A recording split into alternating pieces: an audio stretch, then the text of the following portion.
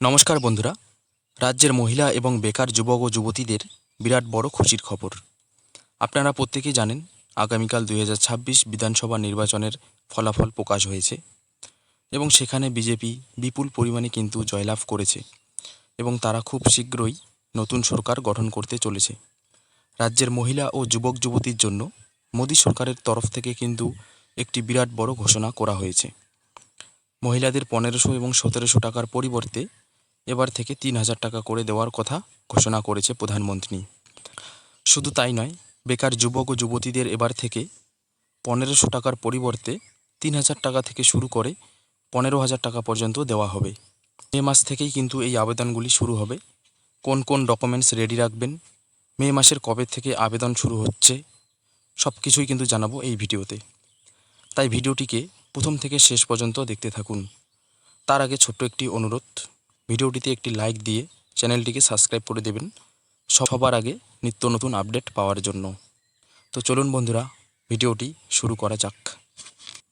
দেখুন, সবার প্রথমে এখানে বলা রয়েছে ভোটের চূড়ান্ত ফলাফল প্রকাশের পরেই কেন্দ্র সরকারের বড় ঘোষণা। মহিলাদের প্রতি মাসে 3000 টাকা, এছাড়াও বেকার যুবক ও যুবতীদের প্রতি মাসে 3000 টাকা এবং 15,000 টাকা। মে মাসে আবেদন শুরু। অর্থাৎ এতদিন ধরে মহিলারা যে লক্ষ্মীর ভাণ্ডার প্রকল্প পেয়ে এসেছেন, আপনারা কিন্তু এখন থেকে 3000 টাকা পাবেন এবং বেকার যে যুবক যুবতীরা রয়েছে যারা এতদিন পর্যন্ত যুবসাথী পেয়েছিলেন, আপনারা কিন্তু এবার থেকে 3000 টাকা করে পেতে চলেছেন। এরপরে দেখুন, এখানে বলা রয়েছে পশ্চিমবঙ্গ বিধানসভা নির্বাচনে 10ই এপ্রিল ইশতেহার প্রকাশ করেন অমিত শাহ। রাজ্যে পালাবদলের আত্মবিশ্বাস নিয়ে লড়াইয়ে নেমেছিল গেরুয়া শিবির। বিজেপি রাজ্যে সরকার গঠন করলে কি কি করবে রাজ্য, সে বিষয়ে আগেই কিন্তু একটি সংকল্পপত্র জারি করেন। উত্তরবঙ্গের উন্নয়নের থেকে শুরু করে কৃষকদের সহায়তা বৃদ্ধি, সমস্ত কেন্দ্রীয় প্রকল্পের বাস্তবায়ন, এছাড়াও কিন্তু মহিলাদের নিয়ে নতুন প্রকল্প সূচনা করার কথা উল্লেখ করেছেন সেই সংকল্পপত্রে। বাদ যায়নি সিঙ্গুরের পড়ে থাকা জমি থেকে তাজপুরের সমুদ্র বন্দর পর্যন্ত। মোট 15টি বড় বড় প্রতিশ্রুতি কিন্তু কেন্দ্র সরকার দিয়েছিলেন।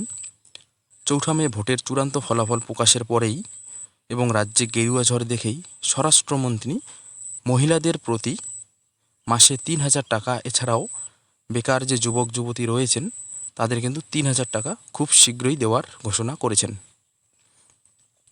এবার আপনাদের সামনে আমি দেখাবো বিজেপি সরকার কোন কোন 15টি যে বড় বড় প্রতিশ্রুতি রয়েছে সেগুলি কি কি। তো 15টি প্রতিশ্রুতি দেখে নিন। প্রথমে যে প্রতিশ্রুতি হিসেবে দেওয়া হয়েছে অনুপ্রবেশ নিয়ে, জিরো টলারেন্স নীতি। শাহ বলেন, আমরা ডিটেক্ট, ডিটেল ও ডিপোর্ট নীতি নিয়ে চলব। এরপর দেখুন 2 নম্বর প্রতিশ্রুতি হিসেবে বলা হয়েছে রাজ্যে সরকারি কর্মচারীদের ডিএ সুনিশ্চিত করা হবে। সরকার গঠনের 45 দিনের মধ্যে 7ম পে কমিশন কিন্তু লাগু করা হবে। 3 নম্বরে বলা হয়েছে মধ্যবিত্ত ও গরিব শ্রেণীর মহিলাদের প্রতি মাসে 3000 টাকা করে সরকারি ব্যাংক অ্যাকাউন্টে দেবে। রাজ্যের মমতা বন্দ্যোপাধ্যায়ের লক্ষ্মীর ভাণ্ডার প্রকল্পের 1500 এবং 1700 টাকার পরিবর্তে এবার প্রতি মাসে 3000 টাকা করে আগামী জুন মাস থেকে দেওয়া শুরু করবে। স্বরাষ্ট্রমন্ত্রী ঘোষণা অনুযায়ী মে মাসে সরকার গঠনের পরেই এই লক্ষ্মীর ভাণ্ডার প্রকল্পের পরিবর্তে এবার রাজ্যে নতুন অন্নপূর্ণা ভাণ্ডার চালু করবে কেন্দ্র সরকার। 4 নম্বরে বলা হয়েছে অমিত শাহ বলেন, কেন্দ্রীয় সরকারের বিভিন্ন প্রকল্প দুর্নীতির কারণে যেগুলো বন্ধ আছে, যেমন আয়ুষ্মান ভারত সহ সব কেন্দ্রীয় প্রকল্পে কিন্তু বাংলায় এবার থেকে চালু করা হবে। হাসপাতালে সন্তান জন্ম দেওয়ার ব্যবস্থা কিন্তু সুনিশ্চিত করা হবে। অর্থাৎ কিন্তু নারীদের স্বাস্থ্য পরিষেবা বৃদ্ধি ও ক্যান্সারের টিকাকরণ করা হবে।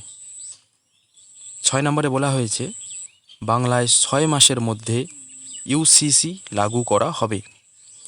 7 নম্বরে বলা হয়েছে বাংলার যে সীমান্তে গরু পাচার হয় সেটি কিন্তু বন্ধ করা হবে। 8 নম্বরে বলা হয়েছে মহিলাদের সুরক্ষার জন্য দুর্গা সুরক্ষা স্কোয়াড নামে বিশেষ মহিলা ব্যাটালিয়ন তৈরি করা হবে। এর পাশাপাশি রাজ্যের সমস্ত সরকারি চাকরিতে মহিলাদের 33% সংরক্ষণ থাকবে। 9 নম্বরে বলা হয়েছে 1 কোটি কর্মসংস্থানের ব্যবস্থা করা হবে। ক্ষুদ্র শিল্পীর মাধ্যমে যুব সমাজকে স্বনির্ভর করা হবে। বেকার যুবক যুবতীদের কর্মসংস্থান না হওয়া পর্যন্ত 3,000 টাকা করে ভাতা পাবেন তারা। তৃণমূল সরকারের দুর্নীতিপরায়ণ ব্যক্তিদের বিচার করে তাদের শাস্তি দেওয়ার ব্যবস্থা করা হবে। এ বিষয়ে শ্বেতপত্র কিন্তু জারি করা হয়েছে। 11 নম্বরে বলা আছে দুর্নীতির বিরুদ্ধে আইনশৃঙ্খলা পরিস্থিতির অবনতির বিরুদ্ধে এবং আইনশৃঙ্খলার উন্নতির জন্য 3টি পৃথক শ্বেতপত্র প্রকাশ করা হবে। 12 নম্বরে বলা আছে ধান ও আলু এছাড়াও আম চাষে বিশেষ সরকারি সাহায্য কিন্তু করা হবে এবং কৃষকদের জন্য ফসলের ন্যায্য মূল্য সুনিশ্চিত করা হবে। এছাড়াও 13 নম্বরে বলা হয়েছে রাজ্যের যে মৎস্যজীবী রয়েছে প্রধানমন্ত্রী মৎস্যজীবী যে বিষয়টি রয়েছে 13 নম্বরে বলা হয়েছে রাজ্যের মৎস্যজীবীদের প্রধানমন্ত্রী মৎস্য সম্পদ যোজনার অন্তর্ভুক্ত করা হবে। এর পাশাপাশি পশ্চিমবঙ্গকে দেশের অন্যতম মাছ রপ্তানিকারক রাজ্যে পরিণত করা হবে। 14 নম্বর উত্তরবঙ্গে পুরনো চা বাগানের উন্নয়ন, দার্জিলিং চায়ের বিশ্বজনীন ব্র্যান্ডিং এছাড়াও পাট শিল্পের আধুনিকরণ করা হবে।